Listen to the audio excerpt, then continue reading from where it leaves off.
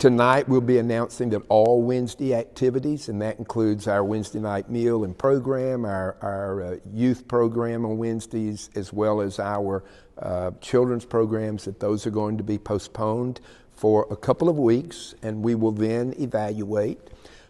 Well, we are actually looking at, in the event that we make the decision not to have a worship service, that we already live stream all of our service, well, our contemporary service and our traditional service. So we're looking at how can we make an adjustment so that we would have a worship service centered here with no one here, that the audience would just be those who are watching by live streaming. We have not decided to do that yet, but we're looking at that as a potential possibility. In almost every church, you have a large senior adult population, and we're concerned about our senior adults in particular. We're concerned about those who already have some immunity-compromised health conditions. So those are the ones that we're thinking about as we look at how do we respond to this and what can we do that's proactive that will protect people. I'm sure that we will, if it warrants, make specific outreach to our older population and those who are most susceptible.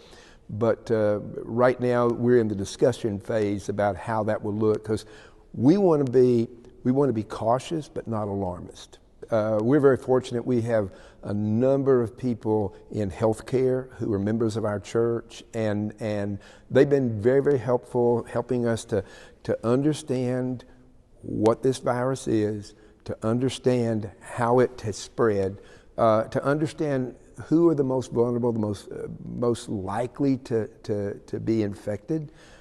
So it's been an attempt to just create a calm but cautious atmosphere. It was really interesting on Sunday, and I'm as guilty as anybody.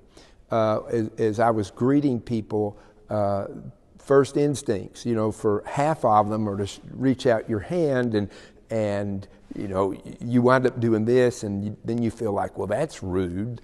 And there were others that just held their hand up like, hey, and they talked, but so we're getting used to that, because it's a very different, it's just a very different way of doing things. We don't want to live in fear. We want to be informed. We want to take precautions and be cautious, but we want to live our lives as close to normal as possible.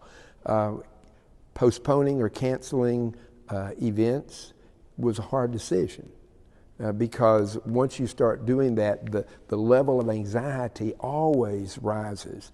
And so my message is, we're not going to live in fear. We're going to still live with hope that this virus is going to run its course, that that good hygiene precautions are going to greatly minimize a person's susceptibility, and encourage, if you're coughing, if you have a fever, get checked.